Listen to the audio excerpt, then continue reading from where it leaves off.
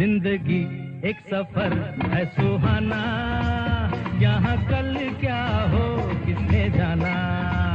जिंदगी एक सफर है सुहाना, यहाँ कल क्या हो किसने जाना।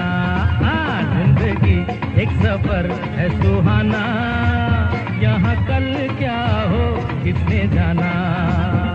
अरे ओडले ओडले हो, ओडले ओडले हो, ओडले ओडले हो, ओडले ओडले हो, ओडले ओडले हो, ओडले ओडले हो, ओडले ओडले हो, ओडले ओडले हो।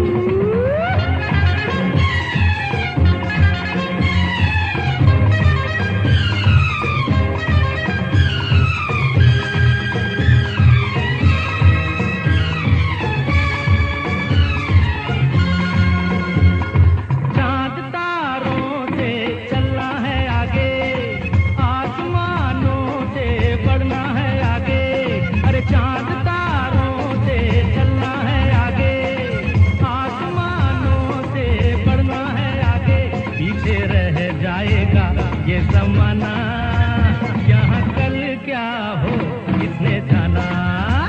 जिंदगी एक सफर है सुहाना, यहाँ कल क्या हो किसने जाना। ओडले ओडले हो, ओडले ओडले हो, ओडले ओडले हो, ओडले ओडले हो, ओडले ओडले हो। ओम शांति। तो हमने कल सुना था रूहानी सफ़र की पहली कड़ी। जीतू भाई ने हम सबको उससे अवगत कराया था। बचपन से ही जीतू भाई ज्ञान में, आज कुछ नए चेहरे भी हमारे सामने उपस्थित हुए हैं, तो थोड़ा फिर से प्रकाश डाल देते हैं। जीतू भाई मधुबन के होली हंस, होली स्टार हैं, जो टोली किचन डिपार्टमेंट में विशेष रूप से सेवा देते हैं, और यूथ विंग के एग्जीक्यूटिव मेंबर भी हैं, जो समय पर बहुत सारे यूथ के लिए अनेक प्रेरणास्पद कार्यक्रमों का आयोजन करते रहते हैं जगह जगह ऑल ओवर इंडिया में। ऑनलाइन क्लासेस चलती रहती हैं, लॉकडाउन में भी काफ़ी बिजी रहे। तो कल उन्होंने अपने जीवन का जो रूहानी सफ़र की पहली कड़ी बताई थी, कैसे वो बचपन से ज्ञान में चले, कॉलेज लाइफ में कैसे कैसे ऑब्स्टेकल आए, उनके सामने विघ्न आए, कैसे उनको पार किया, उनके माता पिता का उनके जीवन में क्या अहम रोल रहा, वो सब चीज़ों से हमको अवगत कराया। आज दूसरी कड़ी में हम पुरुषार्थ के बारे में विशेष फोकस रहेगा। जो भी हमारे किसी के प्रश्न उत्तर और भी हो सकते हैं, प्रश्न बीच में तो पूछ सकते हैं, उत्तर तो जीतू भाई दे ही देंगे। तो अभी उसी कड़ी में हम शुरू करते हैं। पहला प्रश्न है, आप करीब 30 वर्षों से मधुबन में रह रहे हैं, कौन सा एक ऐसा पुरुषार्थ है जो आपका कभी मिस नहीं हुआ है? बाबा कहते हैं एक भी अगर गुण पकड़ो तो सारे गुण पीछे आ जाएंगे। अगर जिंदगी में हमारा एक भी पुरुषार्थ एक्यूरेट चल रहा है तो सारे पुरुषार्थ अपने आप ही हो जाएंगे। तो जीतू भाई हमको बताएंगे कौन सा ऐसा पुरुषार्थ था जो कभी भी मिस नहीं हुआ। जीतू भाई जी। ओम शांति। देखो, जिंदगी है सफर है सुहाना गीत बजा, तो मुझे एक विचार आया, उसमें नेक्स्ट लाइन है, कल क्या हो किसको पता, है ना। जिंदगी सफर इसीलिए सुहाना है क्योंकि हमको पता नहीं कल क्या होगा। जो कुछ होगा अच्छा होगा, और उसका बेस होगा हमारा अभी का पुरुषार्थ, हम कहाँ जाना चाहते हैं। तो जैसे कहा कि मधुबन में इतने समय से है, तो मधुबन ऐसी भूमि है कि हर कोई अपने पुरुषार्थ के दम पर, अपनी स्थिति के दम पर यहाँ रहता है। ऐसा कोई भी व्यक्ति, कोई भी आत्मा इस भूमि पर ऐसा नहीं है जो किसी दूसरों के सपोर्ट से या दूसरों के पुशअप से रह पाए। ठीक है, थोड़े समय के लिए तो रह भी जाए। और जो हमारे मुख्य जो धारणाएं है, मुख्य जो दिनचर्या है, वो तो है ही मधुबन की, उसको तो फॉलो करना ही है, करते ही है। लेकिन मैं अपने लिए अगर कहूँ कि पुरुषार्थ माना एक चीज़ ऐसी जो मैं पहले दिन से उस पर कायम हूँ, थोड़ा सा हार्श लगेगा लेकिन मैंने अपने जीवन में फॉलो किया है कि आज लगभग मुझे 28-29 साल हो गए, 30 साल होने पे आए, लेकिन आज तक मैंने कभी भी किसी भी आत्मा की कोई शिकायत नहीं की कहीं। और खास करके उसके पीछे एक चीज़ ये है कि मैं खुद मानता हूँ कि अगर हम शिकायतें करने लगे तो हर किसी से, हर व्यक्ति से, खुद से भी बहुत सारी शिकायतें होने लगती है। और उसका असर खुद पे ही आता है, खुद के पुरुषार्थ पे आता है और हम ही डिस्टर्ब हो जाते हैं। और यहाँ इस भूमि पर जो भी व्यक्ति आया है या आएगा, उसमें ऐसी एक विशेषता होगी जो दुनिया में किसी भी आत्मा में नहीं है, इसीलिए भगवान ने उसको यहाँ रखा है। तो एक चीज में मैं थोड़ा सा ये रहा।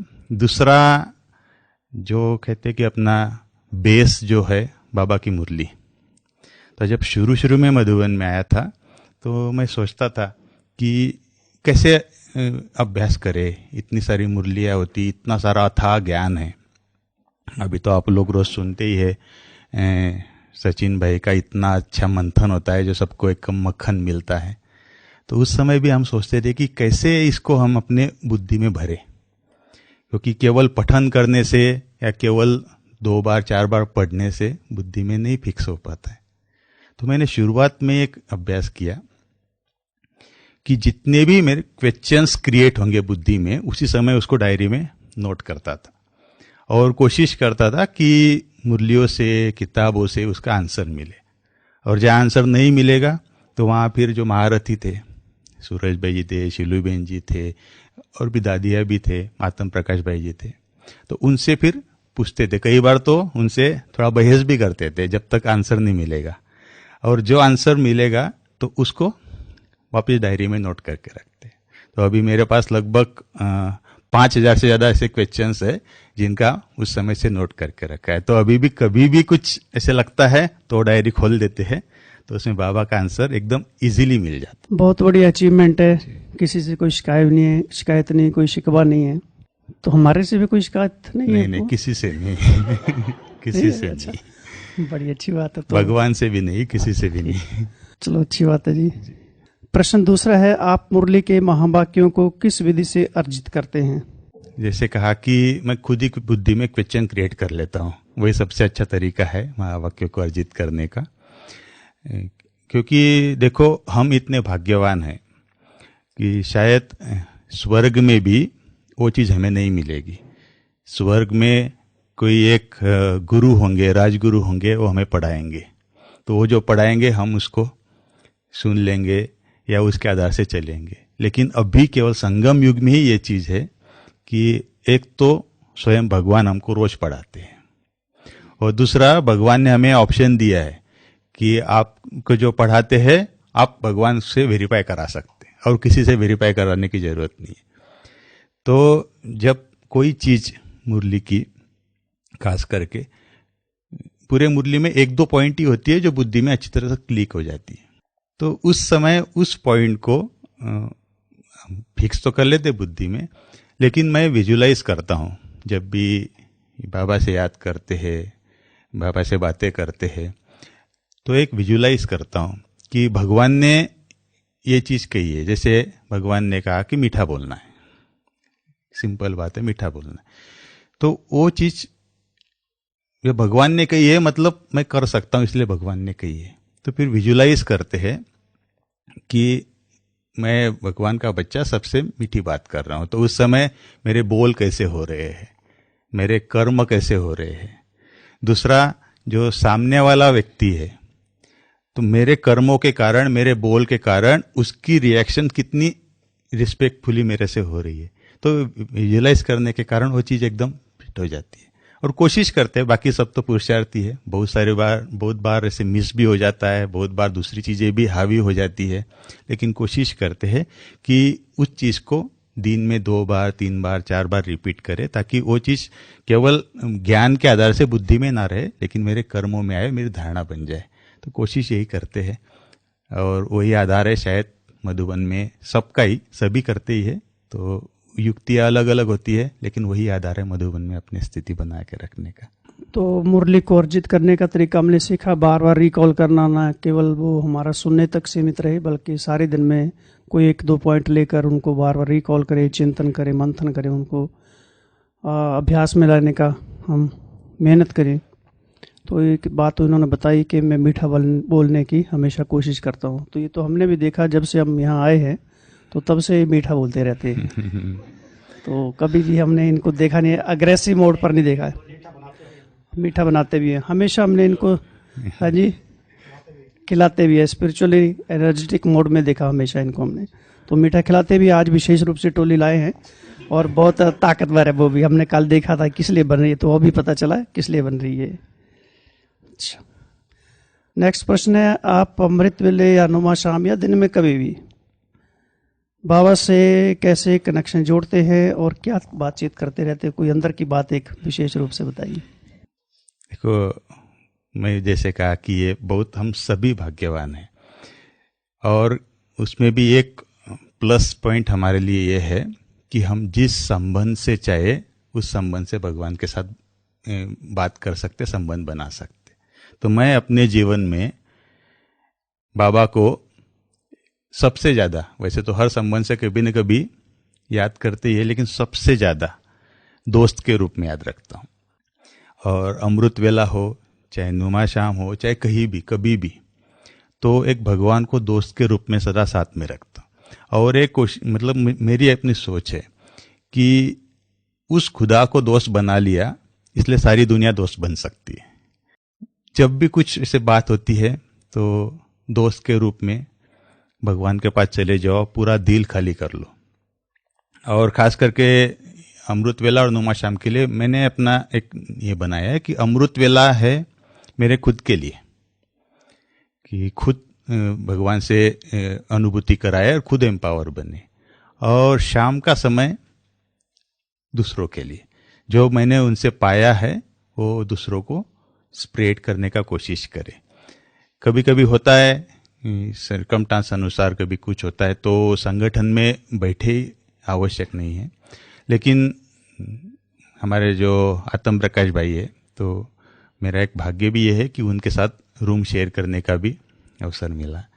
तो आत्म प्रकाश भाई का एक विधि देखा कि चाहे कुछ भी हो जाए, कितना भी लेट हो जाए, कहीं से भी आए, लेकिन सवेरे 2:45 बजे भाई साहब उठ जाएंगे और वहाँ कमरे में सोफे में बैठ जाएंगे।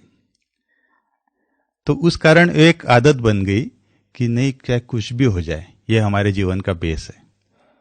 और इसलिए वो चीज़ कोशिश करते हैं कि कभी मिस ना हो।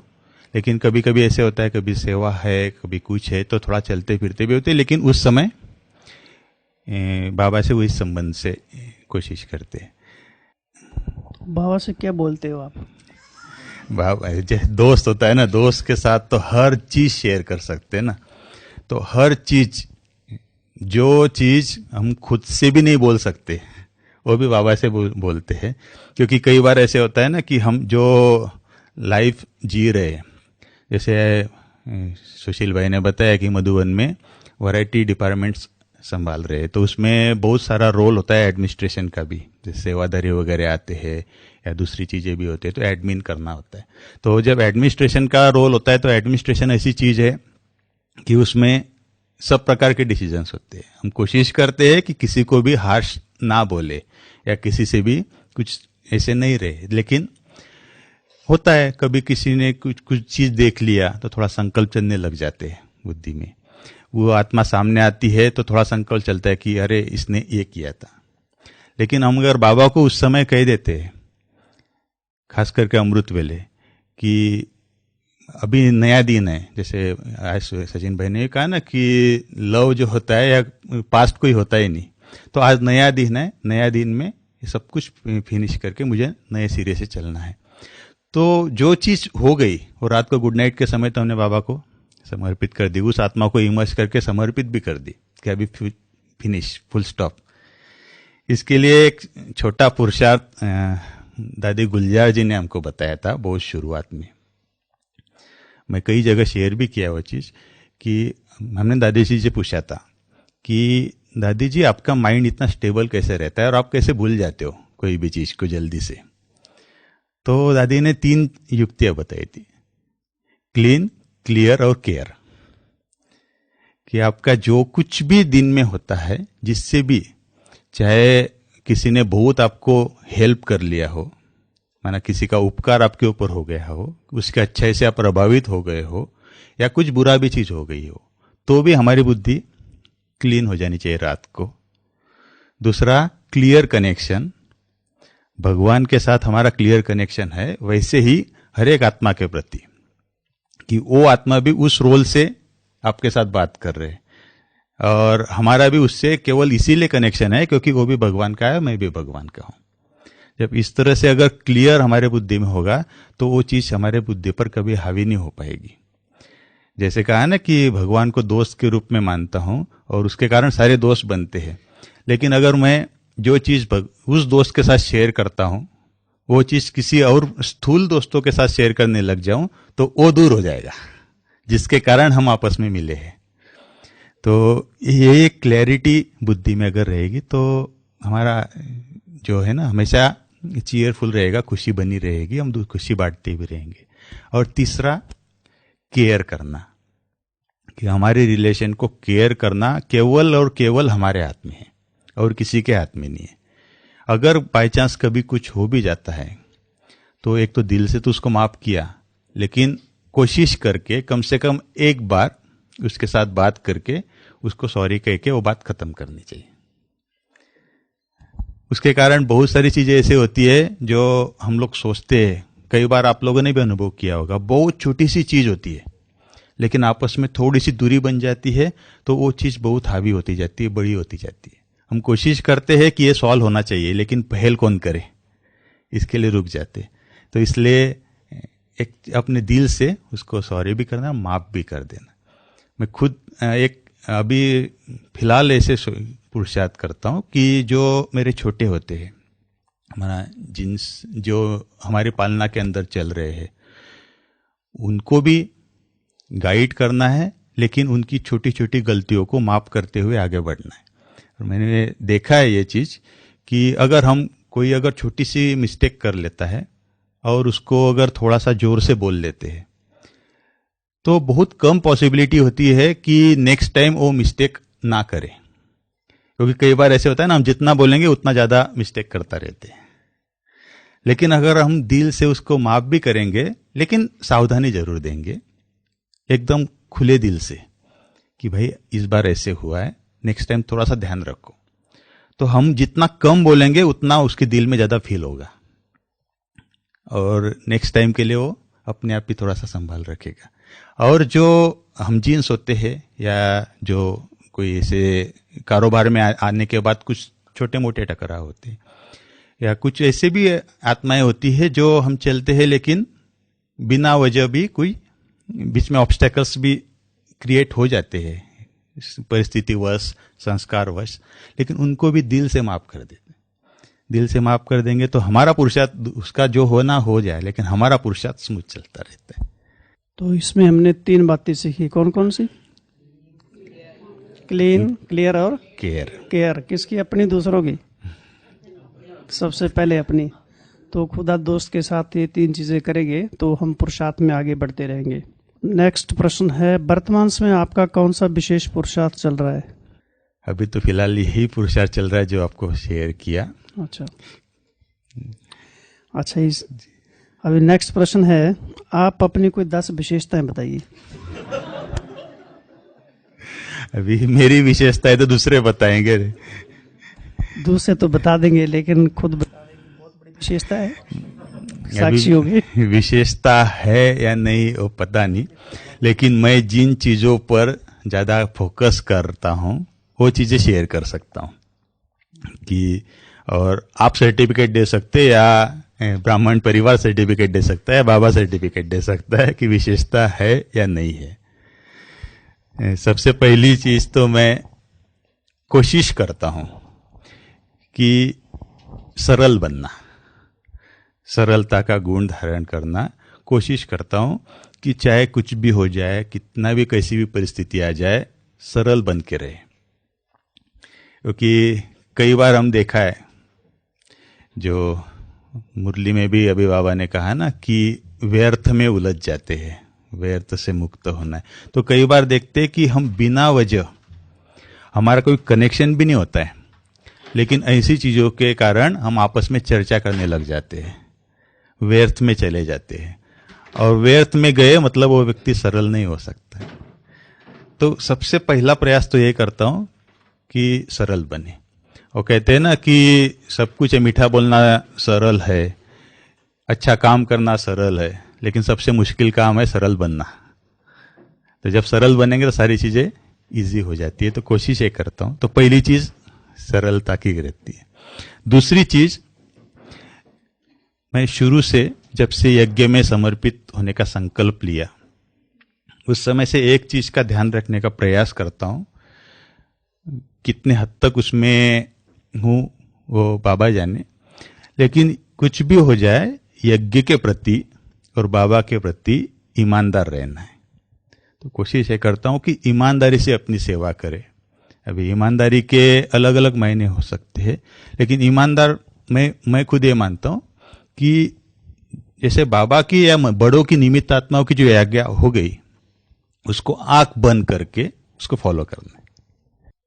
उसी के आधार से फरमानबरदार, ईमानदार, फरमानबरदार, आज्ञाकारी, ये सारी चीज़ें उसमें आ जाती है। तो वो कोशिश करता हूँ। और ये चीज़ हमने शुरू से देखी। अपने दादी जब थे तो कई बार ऐसे होता था कि टोलियाँ बनाते समय बहुत बिजी रहते थे, और कई बार दादी की विशेषता थी ना, तो मुरली में बैठे, सब लोग मुरली के बैठे हैं, और दादी अचानक से बोलेगी हाँ कि गरम गरम हलवा बना सकते हैं। अभी मुरली में आएगा, बाबा गरम गरम हलवा खिलाते हैं। दादी बोलेगी अभी बन सकता है, सबको मिल सकता है। तुरंत भाई साहब बोलेंगे हाँ दादी जरूर मिल सकता है। फिर हम लोग वहां से दौड़ दौड़ के भाग के जाते थे और फटाफट गरम हलवा बना के सबको क्लास में मिल जाता था, क्लास के बाद मिल जाता। तो वो चीज एक आज्ञा का फॉलो कर दिया ना, तो उसके बाद इतनी अपार खुशी मिलती थी। और सच में मैंने देखा है कि बड़ों की आज्ञा में एक बल भी होता है, क्योंकि ऐसे पॉसिबल भी नहीं होता है अगर हम कोशिश करें तो सब चीजें सेट होना, लेकिन बड़ों की आज्ञा में बल भी होता है। और जब वो आज्ञा जैसे ओटे सो अर्जुन कहते हैं वैसे कि वैसे फॉलो कर लिया, तो बड़ों का एक क्या कहेंगे फेथ और प्यार दोनों मिल जाता है। एक बार का मैं अनुभव सुनाता हूँ। दादी जानकी आए और अचानक से दादी जानकी का प्रोग्राम बन गया मधुबन आने का। तो आए, वहाँ से रास्ते से मुझे फ़ोन किया कि अभी दादी आ रहे और शाम को क्लास में मिलेंगे। शायद 1 घंटा 1.5 घंटा पहले ऐसे कुछ मैसेज आया। तो सबको टोली खिलानी है। हमारे पास उस समय तो कुछ बना हुआ था नहीं, तो मैंने बोला कि क्या खिलाएंगे। बोले नहीं, दादी बोलती है कि कुछ भी खिलाओ लेकिन सबको टोली खिलाना है। तो हमने सोचा दादी अपने हाथ से खिलाएगी तो कुछ तो अच्छा बनाना चाहिए। तो हमने फटाफट ये किया, अपने पास स्टोर में देखा कि ड्राई फ्रूट्स वगैरह पड़े थे, तो थोड़ा सा मावे में वो ड्राई फ्रूट्स मिला के मावा माजून टाइप का, लेकिन मावे में बना दिया। और देखो इतनी बड़ी हस्ती है, उन्होंने आज्ञा किया, हमको फॉलो करना हमारा फर्ज ही है। उसमें कोई हमारी विशेषता नहीं है, बड़ा नहीं है। अगर स्ट्रिक्टली दादी कहे तो हमको बनाना ही पड़ेगा, है ना, क्योंकि वो चीफ है तो बनाना ही पड़ेगा। लेकिन आज्ञा को हमने फॉलो कर लिया, बना दिया, और बना के वहाँ हॉल में पहुँच भी गया। दादी ने क्लास किया और सबको टोली दी। जब सबको टोली बांटने के लिए सामने लाया तो दादी को अचानक संकल्प आया, नहीं उसको बुलाओ। फिर दादी ने बुलाया वहाँ स्टेज पे, और देखो कितनी निर्माणता होती है बड़ों में।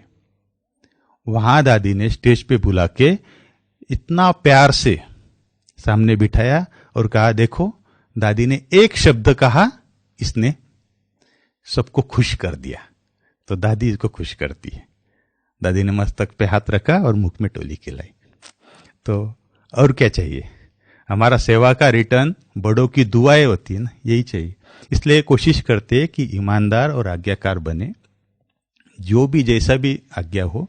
हाँ, यह है रिस्पॉन्सिबिलिटी की भावना तो है कि हम यज्ञ के रिस्पॉन्सिबल पर्सन हैं। कोई ऐसे नहीं है कि आए मेहमान बन के आए और मेहमान बन के लुप्त उठा के चले गए। तो हम रिस्पॉन्सिबल है। तो रिस्पॉन्सिबिलिटी के कारण यज्ञ के प्रति हर चीज में, यज्ञ में जो कुछ भी हो रहा है उसमें कुछ न कुछ रिस्पॉन्सिबिलिटी मेरी है। अगर मेरे सराउंडिंग कुछ हो रहा है तो भी उसकी रिस्पॉन्सिबिलिटी मेरी है। तो वो रिस्पॉन्सिबिलिटी अगर हम रखते हैं मन में तो हम यज्ञ के आधारभूत बनते हैं। इसके लिए आता है ना कि बच्चे जब पढ़ते हैं, स्टूडेंट्स होते हैं, तो उस समय क्या होता है, एंजॉयमेंट होती है, हर चीज़ का एंजॉय करते हैं। लेकिन वही स्टूडेंट जब नौकरी पे लग जाए या बिजनेस करने लग जाए और उस समय काम धंधा छोड़ के केवल खेल पाल में लगा रहे, एंजॉय करे, तो उसको लायक बच्चा तो नहीं कहते ना। तो हम भी बाबा के यज्ञ के रिस्पॉन्सिबल है, तो रिस्पॉन्सिबल अगर बन के रहेंगे तो नेचुरली दुआएं तो मिलती रहती है। तो ये चीज़ एक एक फॉलो करने की कोशिश करते हैं। अभी फिलहाल थोड़ा सा मैं अपने आप में एक ज़्यादा फोर्सफुली कर रहा हूँ कि दृढ़ता पे। कई बार ये होता था कि मैं प्लान तो बहुत अच्छा कर लेंगे, लेकिन कुछ परिस्थिति आ जाए तो थोड़ा सा पीछे भी हट जाते थे। तो अभी एक उस पर फोकस कर रहा हूँ कि नहीं, जो कुछ भी मैंने प्लान किया है तो उसके ऊपर दृढ़ रहूं, और दृढ़ता का जो विशेषता है, गुण अपने अंदर जितना हो सके धारण करूं, ताकि हम यज्ञ को मजबूत बना सके। तो इस तरह से, बाकी तो आप लोग या बाबा जस्ट करेगा कि क्या क्या विशेषता है, लेकिन अच्छा लगा आप लोगों से शेयर करके। अच्छा, तो ये 10 पूछे थे, 6 ही गुण हुए अभी तक। तो आप बताइए। अच्छा ठीक है, आप पूछना। ओम शांति। प्रश्न है, मधुबन बेहद का घर, बेहद का परिवार है, और इस परिवार में भिन्न भिन्न संस्कारों वाली आत्माएं रहती हैं। तो इन भिन्न भिन्न संस्कारों वाली आत्माओं के साथ रहते हुए आप उनके साथ कैसे तालमेल बनाकर रख के चलते हैं, जिससे आपस में टकराव, मनमुटाव होने की संभावनाएं ना हो या कम से कम हो? ब्राह्मण परिवार है तो वैरायटी फूलों का गुलदस्ता तो है ही। कोई तो खुशबूदार भी है, कोई अच्छे रंग रूप वाले है जो कि आकर्षक तो दिखना चाहिए, और कोई तो ऐसे होते हैं जो सपोर्टिव होते हैं, जो पत्ते होते हैं उसके। लेकिन हर एक का रोल उसमें इम्पोर्टेंट होता है गुलदस्ते में, तभी अच्छा गुलदस्ता बनता है। केवल आप खुशबू के 4 फूल दे दो तो उसको गुलदस्ता तो नहीं कहते। सुरक्षा के लिए कोई कांटे भी होते हैं। सुरक्षा के लिए कांटे भी होते हैं, लेकिन कांटों का भी एक रोल है, उसमें भी यज्ञ की सेफ्टी होती है, सब हर चीज की सेफ्टी होती है। तो बाबा के जो बन गए, तो बाबा ने कांटों से फूल तो बना ही दिया हर किसी को। भले कभी कभी हमको लगता है कि ये हार्ड है, लेकिन अंदर से बहुत वो व्यक्ति मुलायम होता है, बहुत मुलायम होता है। तो है तो बाबा के फूल। दूसरा, संगठन में चलना है तो ये सारी चीजें होती रहेगी। बाकी जैसे मैंने कहा कि मैं किसी की शिकायत नहीं करता हूं, ये मैंने खुद अपने ऐप से नीचे किया है। वैसे ही मैं ये सोचता हूं कि अगर कोई व्यक्ति झूठे ब्लेम करता है या शिकायत करता है या कोई ऐसे व्यर्थ का वातावरण बनाता है, तो भी उस व्यक्ति का उसमें कोई दोष नहीं है। उस व्यक्ति का दोष नहीं है, क्योंकि वो व्यक्ति खुद को कमजोर महसूस करता है, इसलिए दूसरों का जो मजबूती है या पावर है वो सहन नहीं कर पाता है।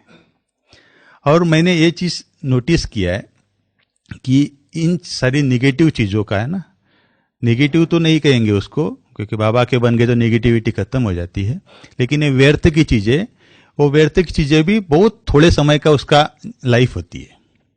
कुछ समय तक कुछ ऑब्स्टेकल होंगे, कुछ समय तक सामने से कुछ बहुत सारी चीजें आएगी, अपने ऊपर हैमरिंग होगा, प्रेशर आएगा, लेकिन अगर हम अपनी स्थिति में कायम हैं और जैसे कहा कि उसको दिल से माफ करते जाएंगे ना, तो एक दिन ऐसे आता है कि वो सामने नतमस्तक होकर आ जाता है।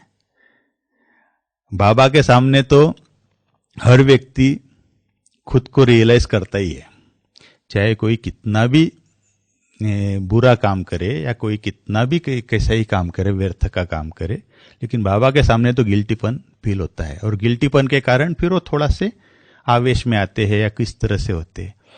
लेकिन अगर मैं भी उसी रिएक्शन को रिएक्ट करने लगूं तो फिर मजबूत तो सामने वाला व्यक्ति हो गया, उसमें मेरी मजबूती तो नहीं रही। और जब मेरी मजबूती उसी में है, जब मैं उसको समाने का प्रयास करूं, अपने अंदर समाने का करूं, तो कोशिश ये करता हूं कि कितनी भी बड़ी बात हो जाए तो अंदर समा लेना है। बहुत कम, शायद भाई लोगों ने भी देखा होगा कि बहुत कम ऐसी होता है कि कोई चीज हो गई और उसका मैं मतलब सब जगह वर्णन करते रहे। वर्णन करने से वो चीजें भी खराब हो जाती है और सबसे पहले तो हमारी स्थिति खराब हो जाती है। इस तरह से संगठन मेरे। तो कमी कमजोरियां देखते भी आप नहीं देखते, कभी हमारे में भी कोई कमी भी देखी आपने? नहीं, कमी है ही नहीं ना, किसी भी बाबा के बच्चे में कमी है ही नहीं। बाद में बताएंगे। ठीक। नेक्स्ट प्रश्न ये है, अभी परसों मुरली जो चली 25 फरवरी को, तो उस मुरली में से आपने क्या होमवर्क निकाला है जो हम भी करने लग जाएं उसको? बाबा की मुरली, वैसे तो हर मुरली बहुत बहुत ज़्यादा पावरफुल होती है, लेकिन कल की मुरली में खास करके एक चीज़ जो व्यर्थ को समाप्त करना है, तो उसके लिए मैंने खास खुद से एक निश्चय किया है। क्योंकि हम व्यर्थ में तो ठीक है कोशिश करते हैं, नहीं जाते हैं, या कोशिश करते उसे संभाल करते हैं, लेकिन कई बार ऐसे होता है जो मुझ में भी कुछ हद तक वो कमी थी, जिसको मैं अभी पूरा करने का प्रयास करूंगा, कि हम व्यर्थ से बच के रहते हैं, लेकिन अगर हमारे सराउंडिंग में कुछ व्यर्थ बातें होती है तो हम ज़्यादा से ज़्यादा ये करते कि वहाँ से हट जाते हैं। लेकिन एज ए रेस्पॉन्सिबल पर्सन कम से कम उस व्यर्थ को रोकने का थोड़ा प्रयास करना चाहिए, कि अगर कहीं कहीं कुछ हो रहा है तो उसको एक बार तो आप टोक दीजिए कि नहीं, ये चीज़ व्यर्थ है, इसको स्टॉप कीजिए। मैं खुद तो स्टॉप कर रहा हूँ, लेकिन दूसरा भी स्टॉप होगा, तभी वातावरण हमारा समर्थ बनेगा। नहीं तो हम कितना भी समर्थ बनने का प्रयास करेंगे तो व्यर्थ का कहीं ना कहीं हिट हमारे ऊपर होता रहेगा और हमारे वातावरण के ऊपर भी होता रहेगा। तो इस मुरली से तो मैंने सोचा है, निश्चय किया है कि कुछ हद तक कोशिश करे कि जहाँ जहाँ व्यर्थ लगता है वहाँ उसको स्टॉप करने के लिए कम से कम एक बार बाबा की तरफ से इशारा हम दे देवे, ताकि हमारा वातावरण अच्छा बन जाए। हाँ, देखो वो ये चीज़ होती है, लेकिन वो हमारे ऊपर सबसे ज़्यादा डिपेंड होती है कि हम किस आधार से कैसे इशारा सामने वाले को देते हैं। एक होता है कि मैं करके कि हाँ मुझे समझ में आ रहा है, मैं ही समझता हूँ, मैं जो कर रहा हूँ वही अच्छा है, और मैं जो कर रहा हूँ वही श्रीमद् प्रमाण है, बाकी सब गलत कर रहे। इस आधार से अगर मैं किसी को बोलता हूँ, टोकता हूँ, तो उसको भी हर्ट होगा और टकराव होने का सबसे ज़्यादा चांस होता है।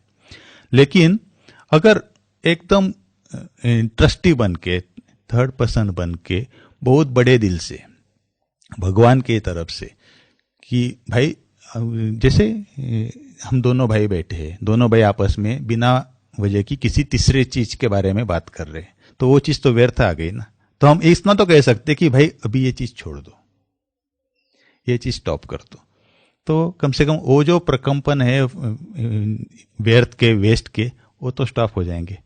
उसको चुप नहीं कर सकते, हम खुद चुप रह सकते हैं। हाँ, जहाँ बड़े होते हैं वहाँ हम दिल से अपनी भावनाएं वहां तक पहुंचाने का प्रयास करें। कई बार ऐसे होता है कि बहुत बड़ी सभा है, बहुत बड़ी सभा में भी जो टॉपिक से हटकर कुछ दूसरी बातें शुरू हो जाती है, और सारे बड़े होते हैं जो उसके ऊपर डिस्कशन करने लग जाते हैं, लेकिन हमको लगता है कि ये थोड़ा सा लीक से हट गया। अगर उस समय हम थोड़े से अपना बॉडी लैंग्वेज ऐसे दिखा देते हैं कि नहीं अभी ये नहीं, पेट में दर्द नहीं नहीं ये ठीक है, नहीं है, थोड़ा सा तो कमलेश भाई अपने भुगतभोगी बता रहे हैं, छूटने के लिए ऐसे बताते हैं, चेंज करने के लिए कुछ इस तरह से पावरफुल पॉइंट सामने रख देवे तो वो व्यर्थ स्टॉप हो जाता है, पावरफुल पॉइंट पे डिस्कशन शुरू हो जाता है। ओम शांति। जीतू भाई, आपको भी ऐसा कुछ लगता है कि आपके अंदर भी ऐसा कोई एक संस्कार है जिस पर आपको काम करना है, या आप उस पर काम कर रहे हैं, या ऐसी कोई कमी है कि जो आपको लगता है वो मुझे हटानी है पर हटी नहीं है? ऐसा भी कुछ है कोई गुप्त? नहीं, गुप्त नहीं, अच्छी तरह से वे प्रत्यक्ष ही है।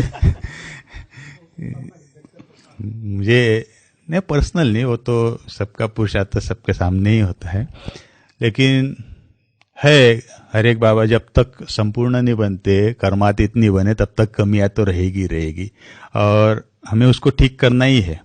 और मैं तो सबसे कहता भी हूं कि अगर मुझे मेरे नोटिस में मेरी कमी नहीं आवे, आपके नोटिस में आए, कम से कम मुझे बता दो एक बार, ताकि मैं उसको ठीक कर दूं। बाकी एक चीज जो मुझे अपने में कमी लगती है, मैं थोड़ा जल्दी किसी से प्रभावित हो जाता हूं।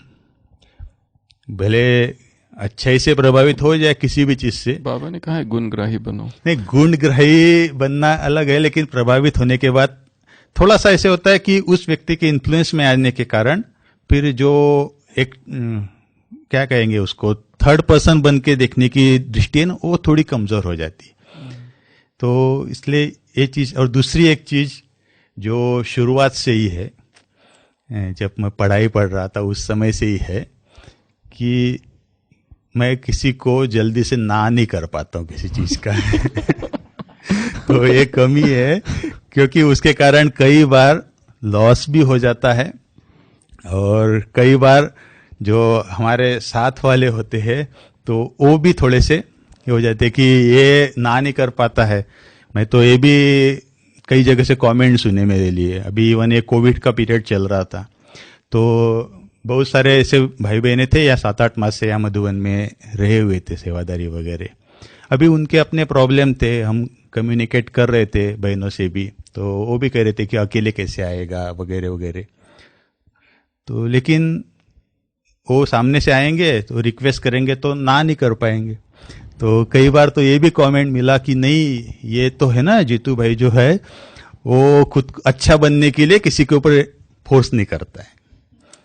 तो हो सकता है कि डिसिप्लिन में वो चीज थोड़ी सी एरर बने, लेकिन मैं देखा कि अगर हमारी भावना अच्छी है तो कोई भी चीज विघ्न रूप तो नहीं बनती है।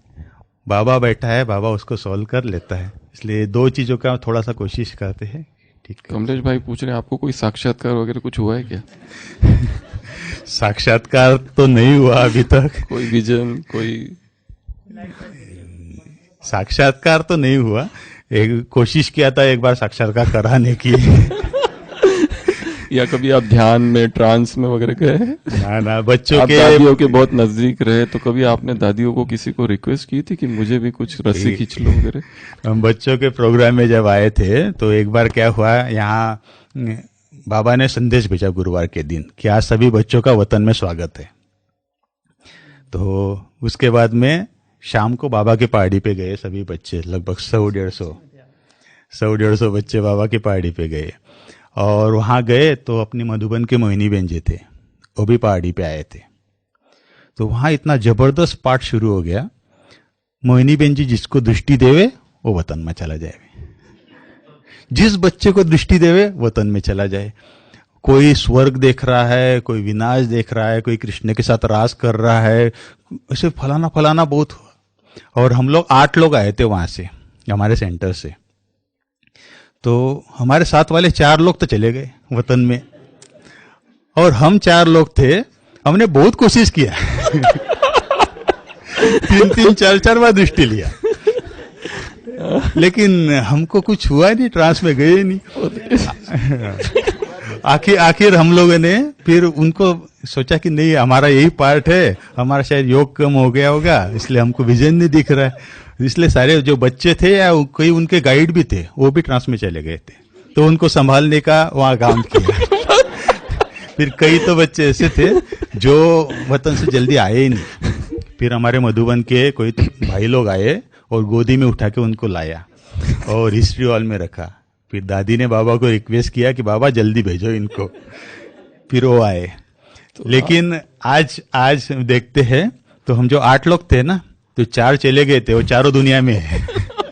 और हम जो 4 भाई बहन थे, 1 बहन और 3 भाई लोग थे, वो तीनों के तीनों बाबा के पक्के बच्चे हैं और जो समर्पण बुद्धि से रहते हैं।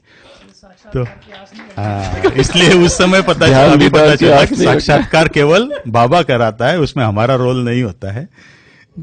बाकी जब बाबा से मिले थे पहली बार, तो उस समय अनुभूति ये हुई थी, जब मधुबन में आने के बाद बाबा से मिले थे, तो मनमना भाव जो हम कहते हैं कि उसकी अनुभूति हुई।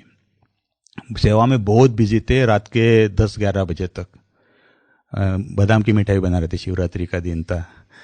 और 11:30 बजे वैसा बोलते कि नहीं, अभी बाबा से जाके मिलो, बाकी कल करेंगे।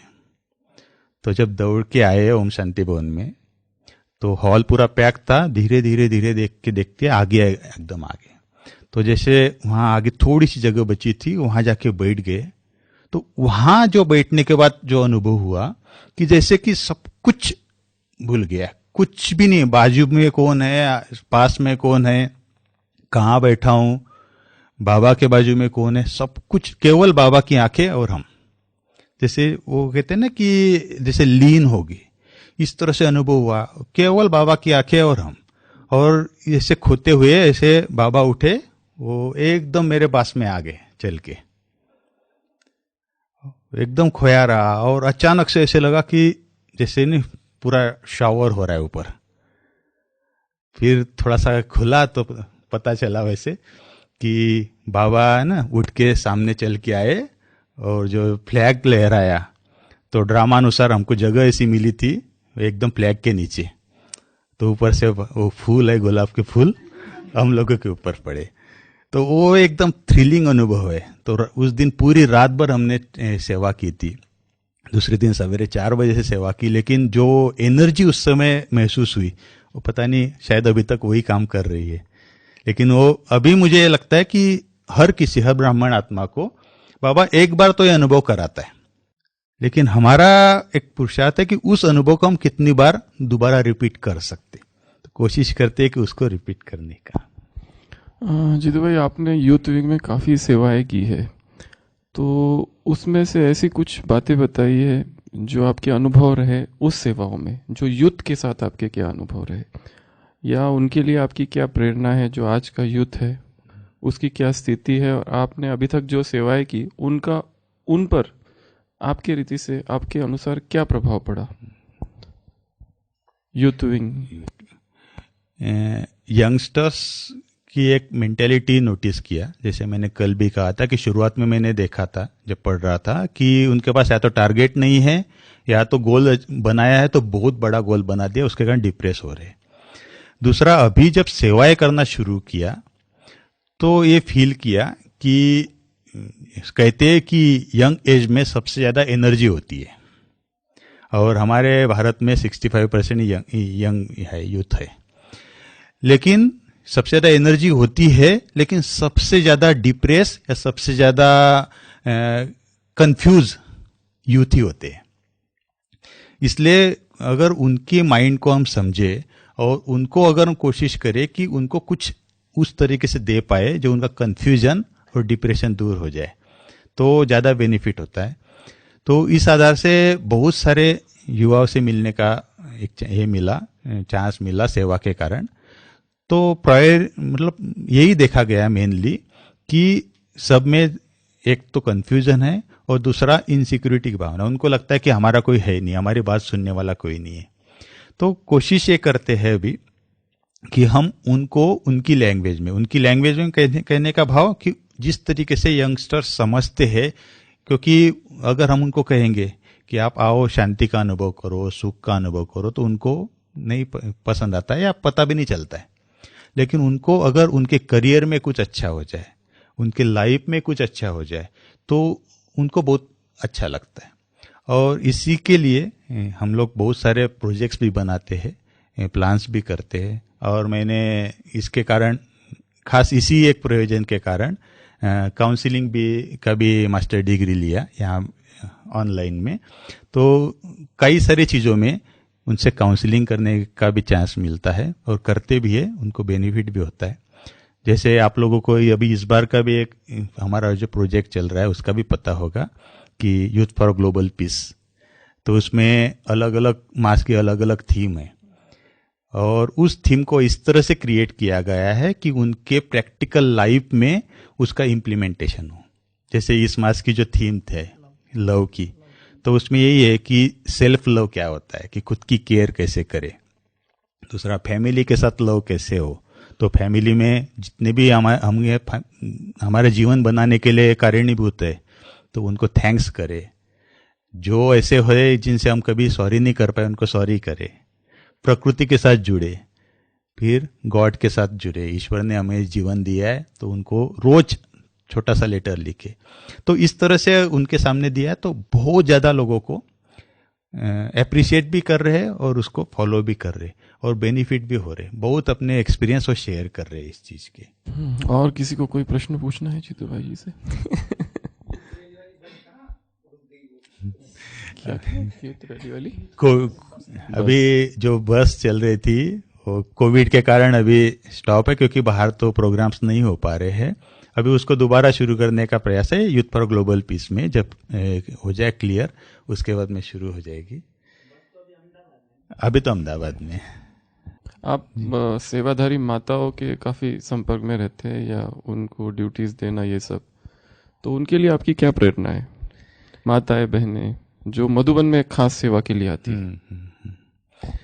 तो दादी कहती थी, सेंटर्स के लिए खास करके कहती थी कि जिस सेंटर में माताओं की संख्या ज़्यादा वो सेंटर हमेशा भरपूर रहेगा। तो मधुबन में भी देखा कि माताएं जो होती है, बहनें जो होती है, वो दिल से सेवाएं करती है। माताओं की एक विशेषता होती है, खास करके सबने आपस में भी नोट किया होगा, कि वो 2 घरों को मैनेज कर सकती है। एक तो जहाँ मायका होता है वहाँ मैनेज करती है, जब दूसरे घर में जाती है तो अपने आप को पूरी तरह से उस घर के आधार से अपने आप को कन्वर्ट कर लेती है और उस आधार से पूरे घर को जैसे अच्छा संभालती है। तो माताओं में ये है कि फ्लेक्सिबिलिटी और संभालने की जिम्मेवारी बहुत अच्छी होती है। तो मधुबन में भी जिम्मेवारी से सेवाएं तो करती ही है, लेकिन अगर हम उसको यज्ञ सेवा के रूप में ले, केवल ऐसे नहीं कि एक डिपार्टमेंट की सेवा कर रहे, तो यहाँ अच्छा वाइब्रेशन बन सकता है। और बाकी सब समझदार है ही। तो और मधुबन निवासी जो है जी,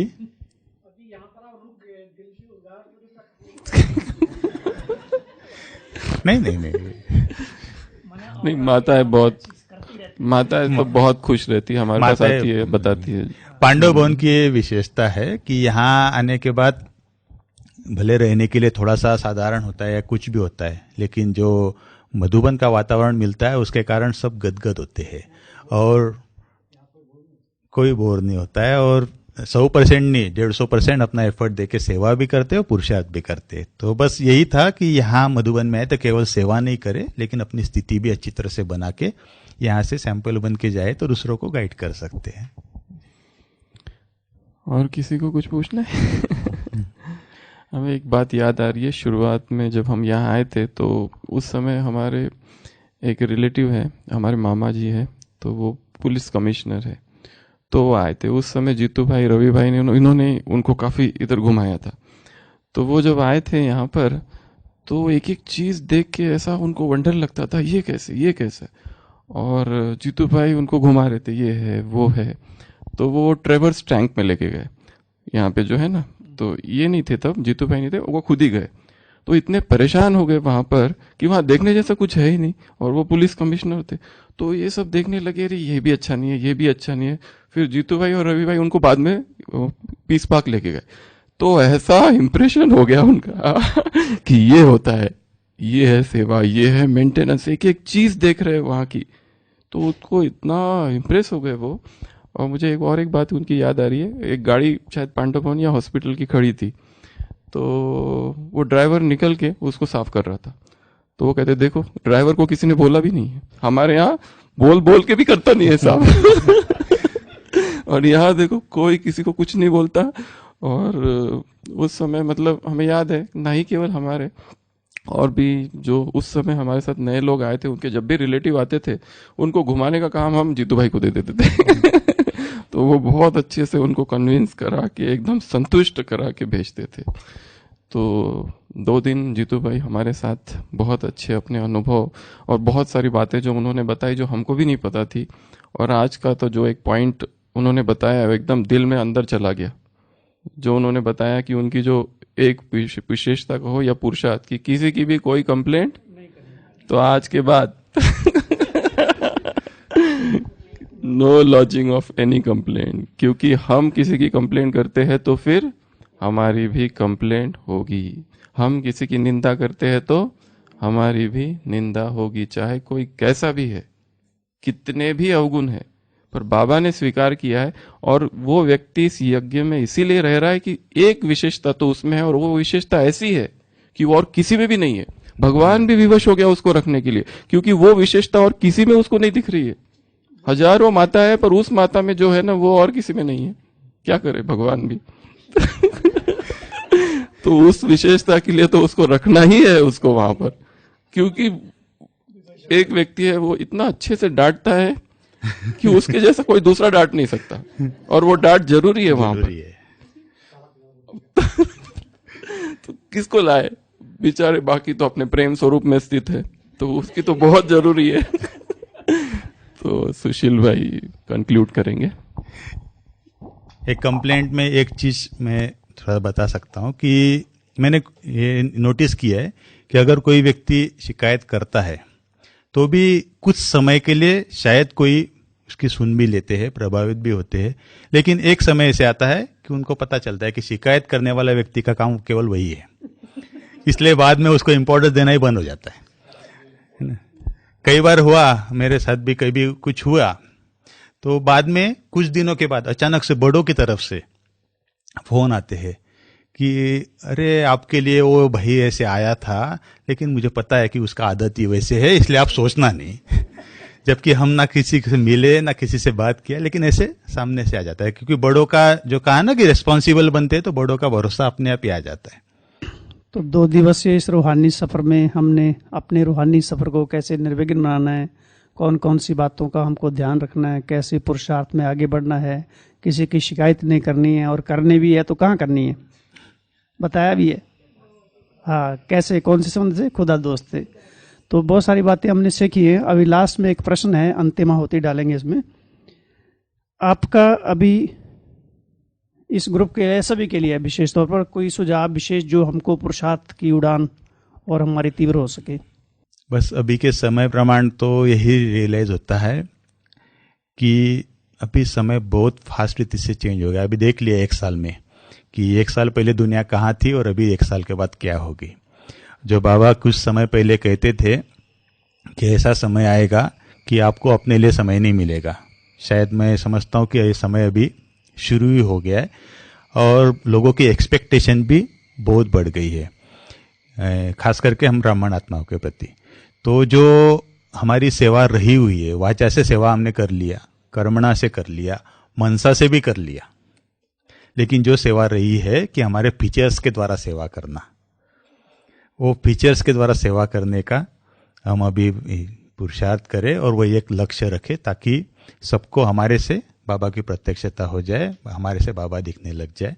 तो इस तरह से अगर सब करेंगे तो इजीली संपूर्ण हो जाएगा। और जो कहते हैं ना बाबा कि आपके कारण दुनिया रुकी हुई है, तो शायद नई दुनिया भी तो जल्दी आ जाएगी। Thank you. ओम शांति। तो फिर से हमको जीतू भाई लाभान्वित करते रहेंगे डेली यहाँ आकर। आपको डायरेक्ट अभी कैमरा दिखता है तो उपस्थिति का पता चलता रहेगा, हम बुलाते रहेंगे बार बार। बहुत बहुत धन्यवाद। 2 दिन में आपने बहुत सारी बातें हमको सिखाई जो हमारे जीवन में बहुत काम आने वाली हैं।